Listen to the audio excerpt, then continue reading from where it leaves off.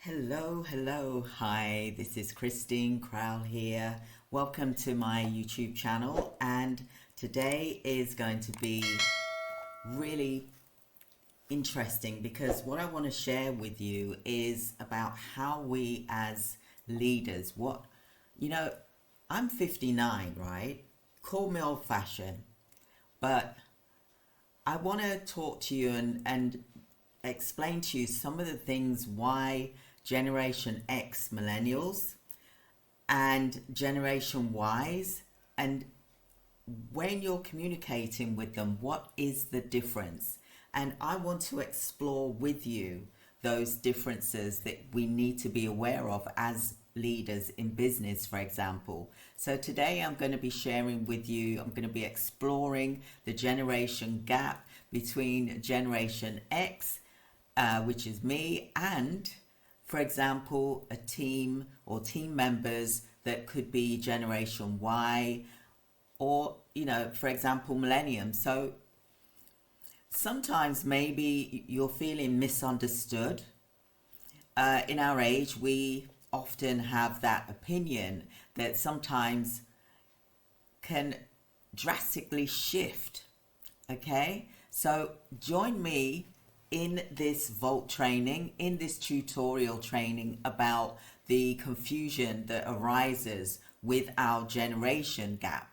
So when we're running a business, it's important to think about who it is that we're communicating with, and so that we understand each other as team members. We're all working together to produce the same result, to give our clients the best possible outcomes. But with different generations, for example, we've got to approach things in a different way. And like with our clients who are different generations, we've got to think about their communication styles as well as our own as a company within our team, and they have to communicate in a certain way with the client as well as me, the leader, communicating with my team so that we have got equilibrium. Okay, it's not one size fits all in this situation. So like I said, when you're running a business, you want to understand who your team players are. So emphasize with the baby boomers. I want you to do that. I want you to do that with your friends. And we're going to look at navigating the differences when interacting with Gen Y and Millenniums. So don't miss out on this insightful training. And I'm bringing this to bridge the gap so there's no divide. So let's open the vault, shall we? And let's look at this vault of some of the 5 most important key informations that you need to get from your team so that they're on your side and that you can lead your business with ease. So I'm going to explain a few things. For me, I'm a Gen X, and I like to keep things real. I'm an entrepreneur. I'm also disciplined. I'm focused, I'm a self-starter, and I'm independent and hardworking. That's me. Not everybody is the same. We're all different, and this is what makes a business so strong and unique, because we're all different. We're not all the same. We're not robots, okay? So I'm going to explain it again. The millenniums, for example, they are tech savvy influencers. That's where they come from, that era. For example, the internet, emails, texts, they're very upbeat, should I say, and they're community conscious. They're very collaborative, flexible, and they like to feel empowered, and they can clock off just like that. They just switch off, which is fine. They just clock off, they go, they leave, they know they've done their time, off they go. They also like to communicate in social media a lot. And I mean a lot. For example, they like to send text messages, images on their phones. They can do that just as quick to their friends, for example. So they like to have their mobile phones, and they use it quite a lot, for example. Whereas with me, I leave my mobile phone. I'll even put it in a desk unless I'm really needing to communicate with them if I'm not able to get hold of them. So, you got to look at what their learning styles are, what their personalities, characters are as well, because like I said, we're not all the same.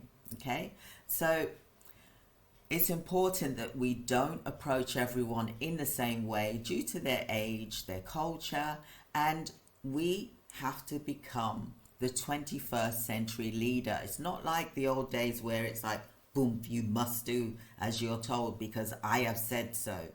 It's not like that, okay?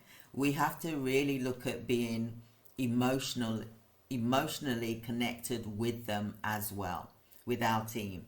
So in this video, I'll explain the 5 important key approaches to ask yourself in order to bridge that gap to prevent the divide.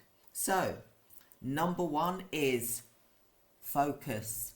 Find out the age of the team members you are leading.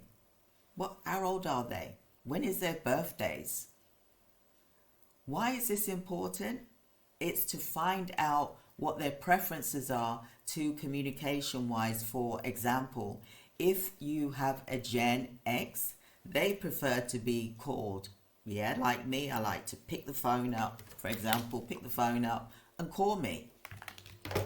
I prefer that rather than being sent emails and then I don't see my emails, because I get hundreds of emails a day. So sometimes I can miss something that could be quite important, or it could even go into my junk folder because I get so many emails. So, I like to be called, for example.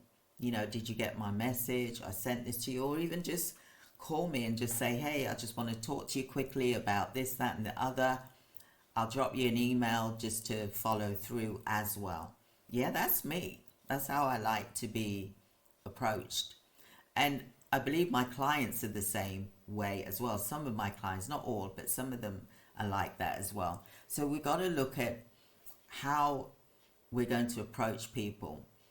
And it's important that we look at not just sending an email. We got to follow up with a call. So that was number 1. So number 2 is find out what they like. So what music do they like? What type of music do they like? What subjects are they interested in?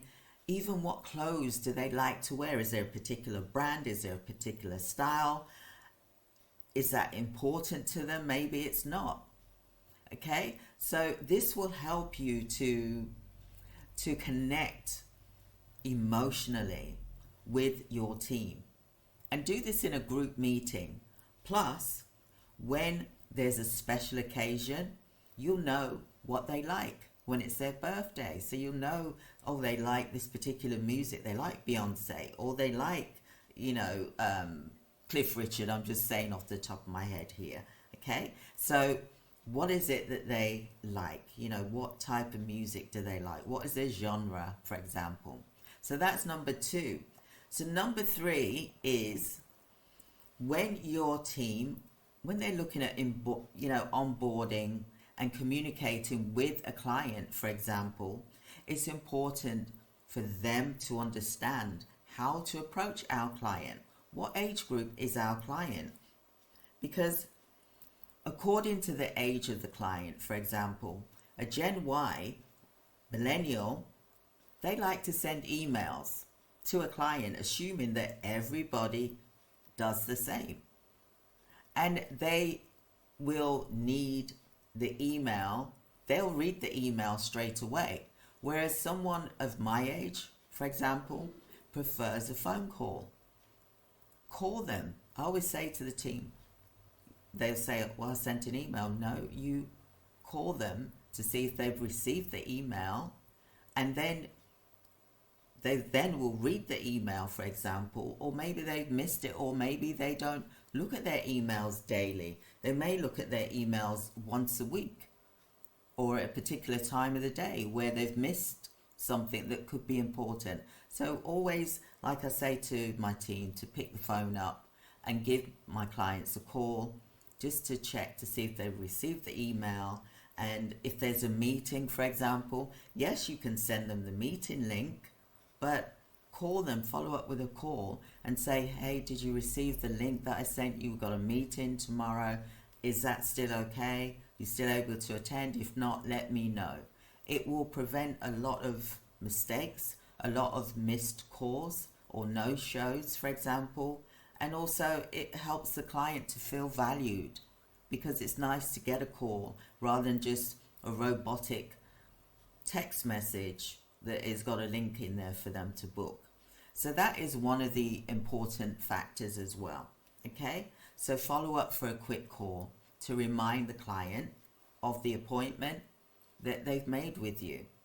Number 4 is maybe additional training may be needed for the team member to reaffirm the needs of the client and the communication preferences according to the preferences of the age, because you'll speak with the client. They will, when you have that on board, and they will tell you how they prefer to be communicated. Are they okay being emailed? Do they want to be called? Maybe they don't want to be called because they're working during the day, so it's okay to send an email and they'll check their email in the evening when they've finished work. So communicate with the client in that basis as well, because maybe age does make a difference because they're not looking at their emails every day, for example. So number 5 is you want to assess your team diversity. Remember that all team members contribute and bring a unique quality to your company, to the growth of your company. So you want to take time to connect. You want to also look at, refer to them as your family members.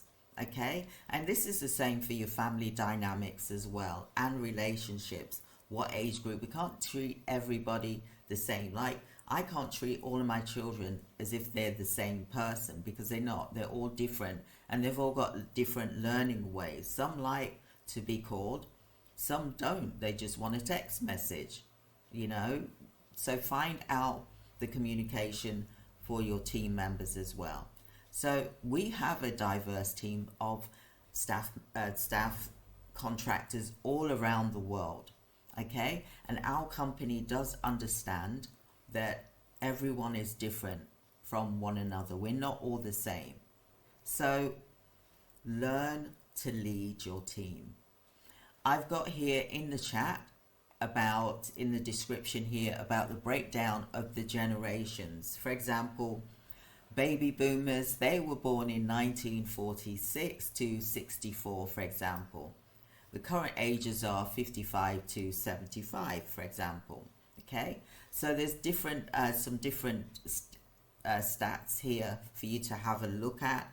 I hope that you've really enjoyed today's training, because it's so important for you to understand that, I'm old-fashioned, I'm 59, but I can communicate with all levels. But it's how we communicate with all of those levels is important to get the most out of our team and to get the best for our business, for the greater good of the company and our clients as well. So I hope that you found today very helpful. Do like and subscribe to the YouTube channel for further training, because this is such an important subject, because we have a large team all around the world. We've got to make sure that we look at the social inclusion. We've got to look at diversity, equity. We've got to look at all of these things. And we need to acknowledge that in order for our company to grow and to serve our clients as well. So I hope that you've enjoyed today's training. Like I said, like and subscribe. Join me for further trainings. I will speak to you soon. Take care. Thank you. Have a good day. Bye.